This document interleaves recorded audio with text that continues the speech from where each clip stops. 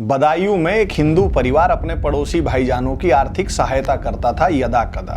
कल उन भाईजानों ने उस हिंदू परिवार के 2 बच्चों के गले काट दिए। जी, बदायूं की घटना आप सब लोग जान ही चुके होंगे। आयुष और आहान नाम के 2 बच्चे थे। एक की आयु 13 साल थी, एक की 6 साल थी।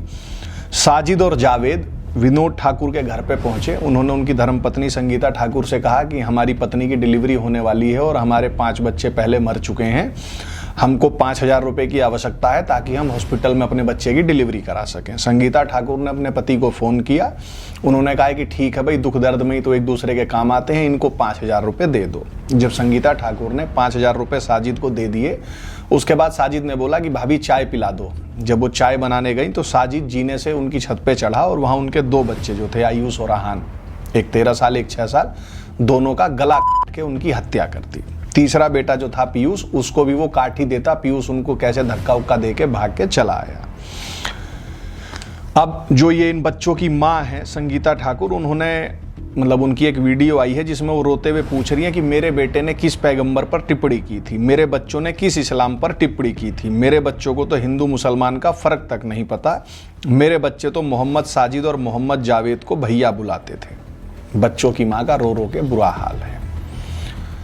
अब ये बच्चे की माँ और तमाम ऐसी हिंदू माएँ सुने, और जो भी तुमसे हो सके उनके लिए बल और बंधे घोड़े तैयार रखो, ताकि इसके द्वारा अल्लाह के शत्रुओं और अपने शत्रुओं और इनके अतिरिक्त उन दूसरे लोगों को भी भयभीत कर दो जिन्हें तुम नहीं जानते। अल्लाह उनको जानता है और अल्लाह के मार्ग में तुम जो कुछ भी खर्च करोगे वह तुम्हें पूरा पूरा चुका दिया जाएगा और तुम्हारे साथ कदापि अन्याय नहीं होगा। Chapter 8 verse 60। जी, ये संगीता ठाकुर को कोई जाके बता दे।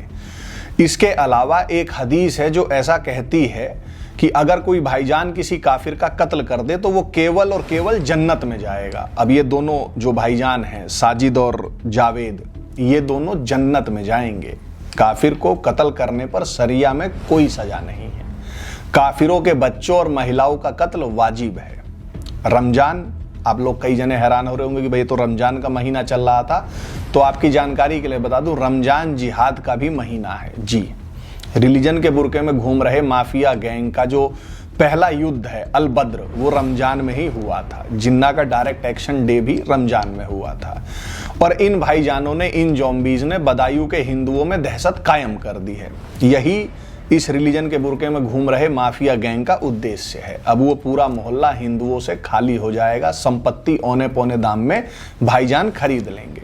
बदायूं के शेष हिंदू अपीजमेंट करना बढ़ा देंगे, भाईजानों की और अधिक आर्थिक सहायता करेंगे। जो हिंदू इसके बारे में लिखेंगे, अन्य हिंदुओं को जागृत करने का प्रयास करेंगे। उन्हें नफरती कहा जाएगा, गंगा जमुनी तहजीब का दुश्मन बताया जाएगा, संघी कहा जाएगा, IT सेल वाले कहा जाएगा।